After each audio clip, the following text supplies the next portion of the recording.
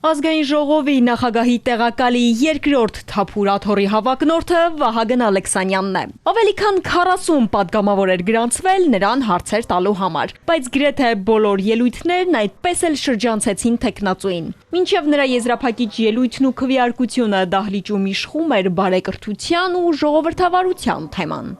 Պարոն Ալեքսյան, ձեր ընտրության արսնա ասեմ, դուք եղել եք այդ ոչ բարեկիրթ միջավայրի, միշտ եղել եք կիզակետում։ Հետո որոշեցին խոսել միջավայրից։ Բարեկրթությունը վերջապես միայն գեղեցիկ խոսքերը չեն, որովհետև ամեն փայլուն բան չի, որ ոսկի է։ Ես ինչ լավ միջավայր ենք հայտնվել, այստեղ մարդիկ ինչ արժեհամակարգեր են դավանում,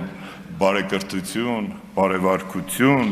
Հետո Մամիկոն Ասլանյանը թարմացնելով հիշողությունը նախընտրական ու հետընտրական պրոցեսները վերհանեց։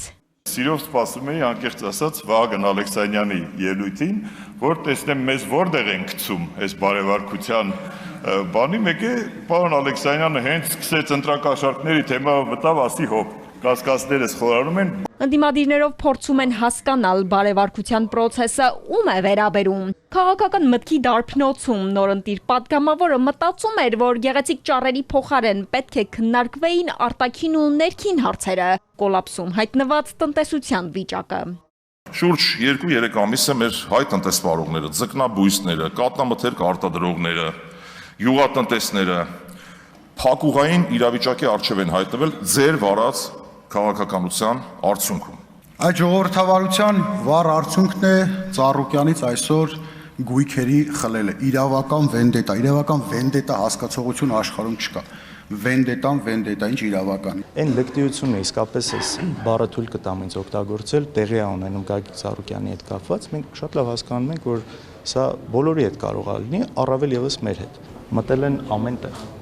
Ընտրություններից հետո, այո, միանգամից հետո, եթե չեմ սխալվում, 1 շաբաթ հետո, ես մի քանի օրի բարբերականությամբ, այս տարի ընտրություններից հետո, ամեն տեղ, նույնիսկ կնոջը Սիրուշոյի խանութները, 4 խանութ կա Երևանում, իր գրասենյակը, վարպետների մոտ, չէ, Պեկը իր այն ոչ ստորաբաժանումն է այդ ֆորմաներով, բաներով, հա, նու առանց դիմակի, բայց բաներով, այսպես ամբողջ հանդերձանքով, հա, համազգեստով։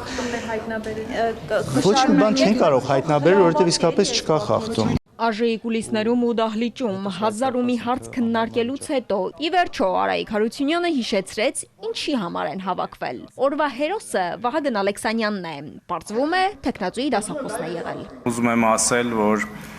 այն երիտասարդ տարիքից այն սկզբունքայնությունը, որ ունեցել է պարոն Ալեքսանյանը,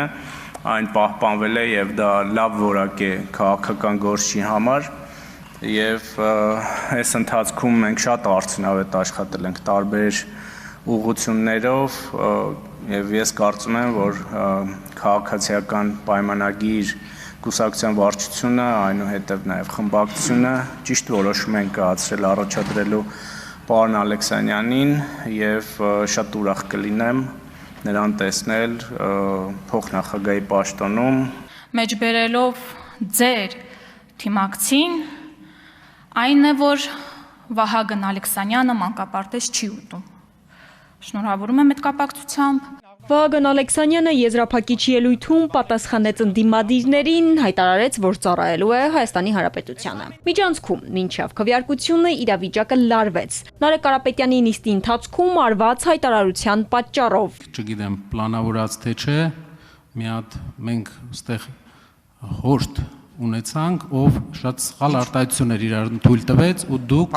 իրան չկանգնացրիք։ Նա հորդ էր անվանել իշխանության պատգամավորներից մեկին։ Հիմա մարդիկյան զույս բանել, բայց հաջորդ անգամ զույս չեն բանել, որովհետև մարդիկ ոչ էլ զույս չեն տալ, 10 անգամ ավելի զույս։ Դե 10-ին 20 անգամ լինի, ես էլ չեմ տալու, ես էլ չեմ տալու։ Երկու օր տևած քննարկումներից հետո քվեարկության արդյունքում իշխանության տեխնացուն ընտրվեց ԱԺ փոխոսնակ։ Ալլա Դավթյան, Ալեքսանդր Կիրոյան, Էպիկենտրոն։